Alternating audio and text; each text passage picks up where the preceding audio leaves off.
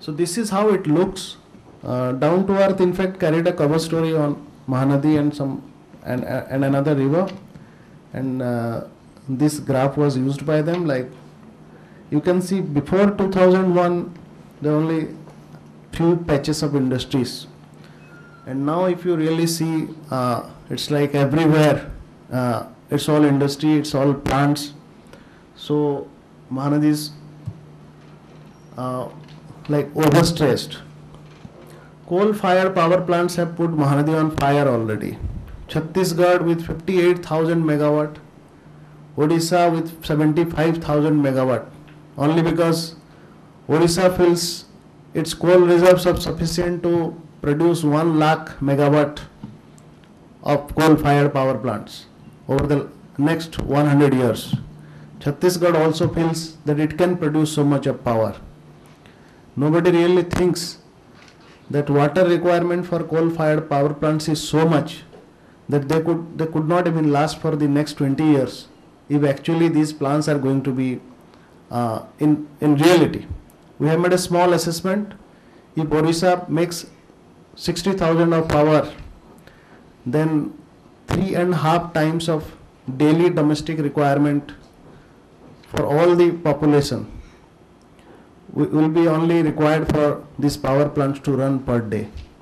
So in that sense, you can really imagine we have already eaten, I think, eaten up water resources from our future generations also.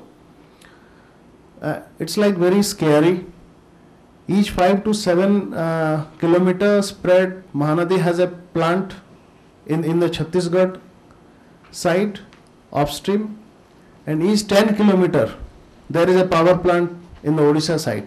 Either it is planned, or it is already being constructed, or it is on an advanced stage, or it is not being able to roll because people are protesting. And Odisha, like our other rivers, are already exhausted. Brahmani, as you must be knowing, on the Talcher coal belt, it depends on Brahmani, and Brahmani is already a dead river. Baitarani is due to the iron ore mines. The Baitarani river in Odisha is already dying.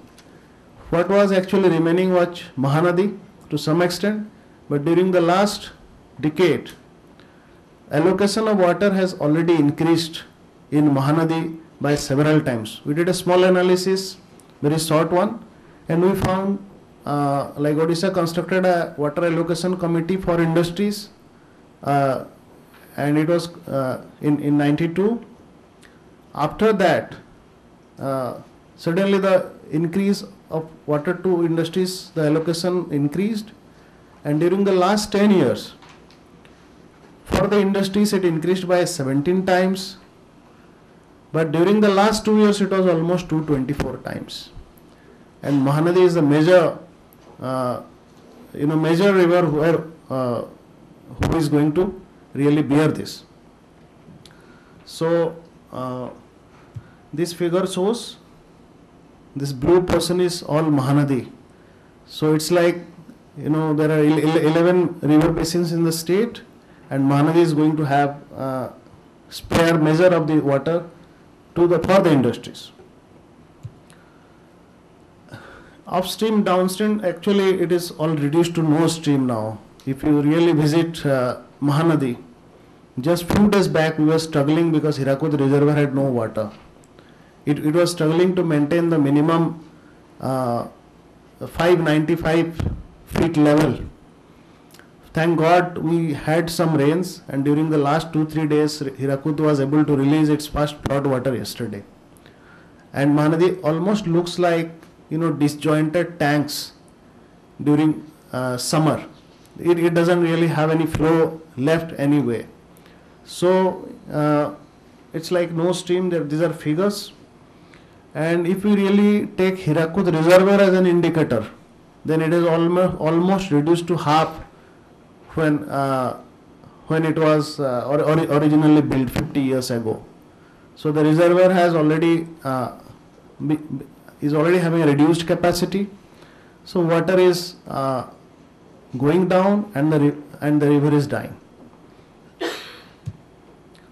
Wars to follow as the states don't talk. Orissa, Chhattisgarh, despite being 50-50 almost riparian, sharing riparian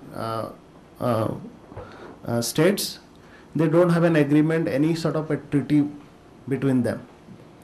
So, and Chhattisgarh, there is absolutely no nothing that they take confidence in each other.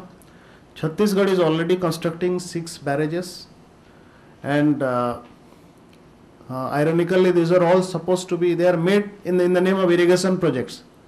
As most of the new found barrages are being, in Orissa also are being proposed as irrigation projects, but the real intention is to provide water to thermal power plants. The new, the recent one being the Sindol barrage, which people opposed a lot, and somehow it has been sabotaged at the moment. And there are many. All of these barrages are now providing water to industries, only industries. And Chhattisgarh government has planned at least 600 check dams now to arrest 30% of the flow. So, imagine Hirakud, which is already 50%, and another 30% interception upstream means Hirakud is no more.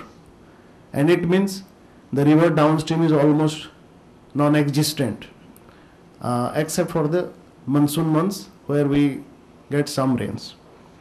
So there are no treaties, no talks, except for a small agreement between Orissa Chhattisgarh on one of the tributaries called the Iyer. And you just cannot imagine, there must be 30-40 struggles going on at this moment that I am speaking here. There must be some, thousands of people demonstrating somewhere in front of a collector's office, in front of there must be a hunger strike, there must be some road blockage. There cannot be a single day in Odisha and Chhattisgarh where people are not actually fighting, or fighting against diversion of water to industries. And the new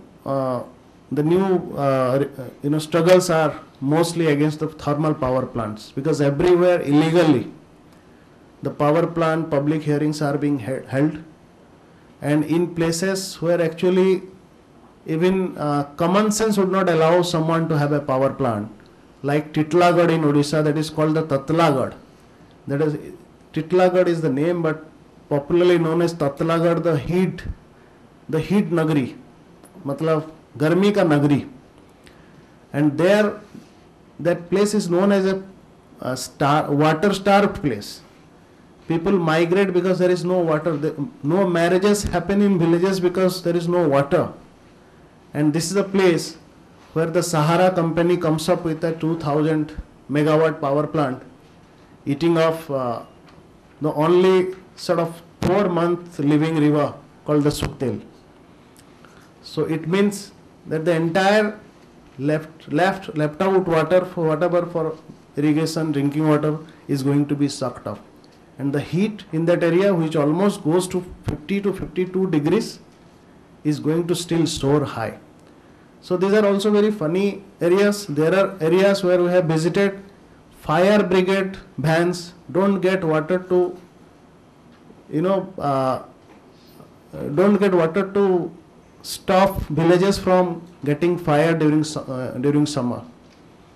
But in the same place, thermal power plants are going to use the same water on Mahanadi. So I think the struggle is, each and every moment there must be 30-40 struggles somewhere going. So people are fighting tooth and nail. They are fighting like, just saving themselves from the killer power plants. But at a cumulative level, if really Chhattisgarh and Odisha add up this 1 lakh some odd megawatt, 80 to 90,000 of which will be on Mahanadi. So it's it's for sure that this is not going to be successful, because they will eat up Mahanadi, and then as they are doing illegally, they will also, because there are no regulations on groundwater, so they are already stealing, rather that I would say groundwater dacoits, and the groundwater will then go down drastically.